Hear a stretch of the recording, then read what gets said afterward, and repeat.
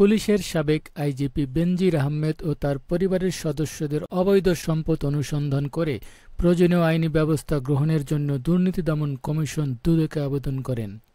হবিগঞ্জ ৪ মাধবপুর চুনারুঘাট আসনের সংসদ সদস্য ব্যারিস্টার সৈয়দ সায়েদুল হক সুমন। ব্যারিস্টার সুমনের আবেদনের প্রেক্ষিতে দুর্নীতি দমন কমিশন ৭ জুন বেনজির আহমেদ, ৯ জুন তার স্ত্রী ও কন্যাদেরকে জিজ্ঞাসাবাদের জন্য তলব করা হয়। উল্লেখ্য, গত ৭ জুন বেনজির আহমেদ উপস্থিত হননি। অনিয়ম, দুর্নীতি ও ক্ষমতার অপব্যবহার করে পুলিশের সাবেক মহাপরিদর্শক আইজিপি বেনজির আহমেদের বিরুদ্ধে বিপুল পরিমাণ অবৈধ সম্পদের অর্জনের অভিযোগ রয়েছে। গত ২৩ মে ৮৩টি দলিল এবং ৩৩টি ব্যাংক অ্যাকাউন্ট জব্দ করেন দুদক।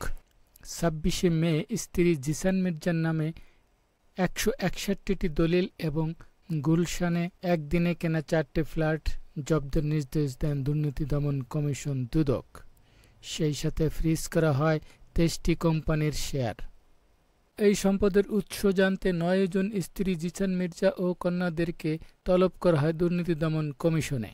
কিন্তু দুদকের এই আমন্ত্রণে সাড়া দেননি বেনজির ও তার পরিবার। জানা যায়, তারা সময় চেয়ে আবেদন করেছেন দুদকে।